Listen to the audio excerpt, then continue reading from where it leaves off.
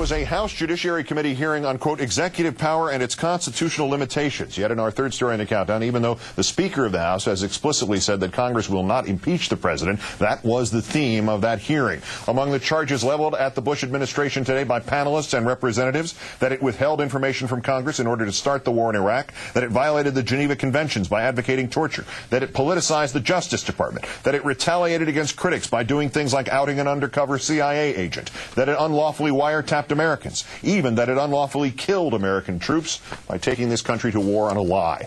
All potentially impeachable offenses that will not be moved. To the regret of many, this is not an impeachment hearing. Nothing is going to come out of this hearing with regard to impeachment of the president.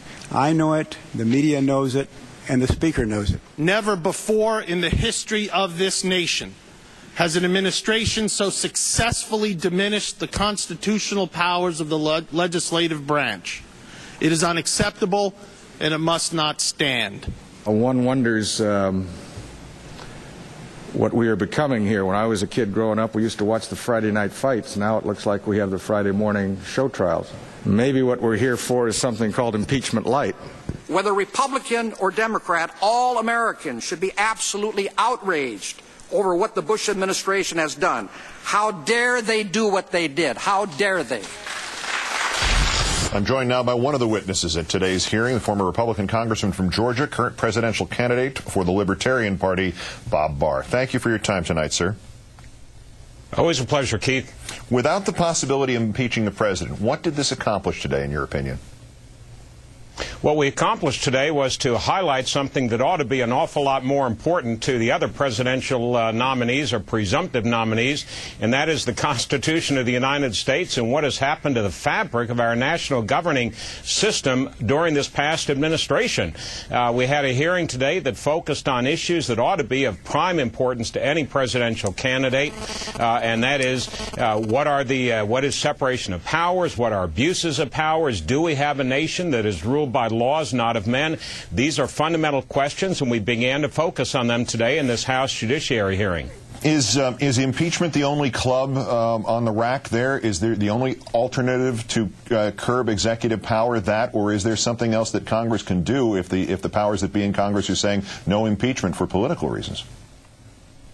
Actually, there's an awful lot that Congress to do, and one of the points that I made to the Congress today in response to that very question was, at the very minimum, Congress cannot make matters worse, as they did recently in passing the expansion of foreign intelligence surveillance capability that not only provides a vast increase in the power of the government to wiretap its own citizens in their own country, but also provides both retroactive and prospective immunity for telecommunications companies that cooperated unlawfully with the government.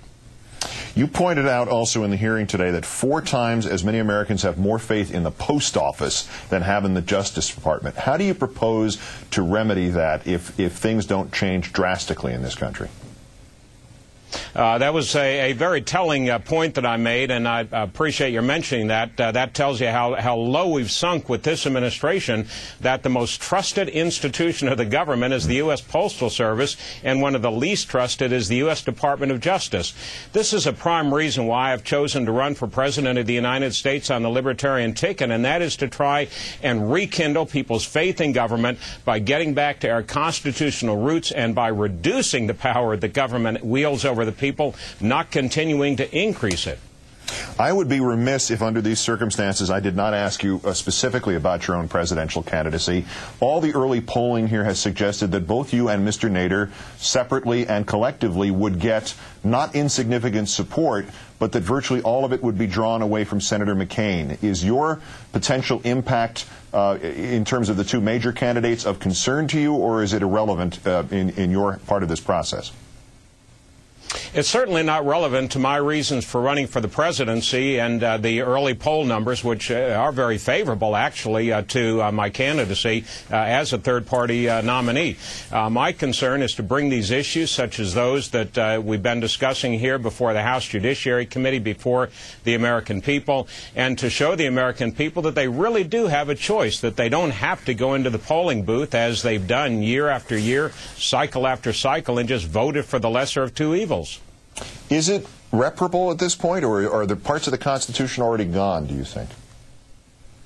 It is reparable. I don't think, no matter what government can do, no matter what this administration has done and continues to do in its remaining months in office, can ever extinguish true liberty. So it's always going to be there. It might be flickering very dimly. But I think there's an awful lot that can be done, and the fact that we had this hearing today, and we'll be having hopefully more of these, will highlight the real problem and the fact that there is a solution. Bob Barr, Libertarian candidate for president, witness at today's House Judiciary Committee hearing on executive power and its constitutional limitations. Thank you for highlighting these issues, and thanks for some of your time tonight, sir. Yes, sir.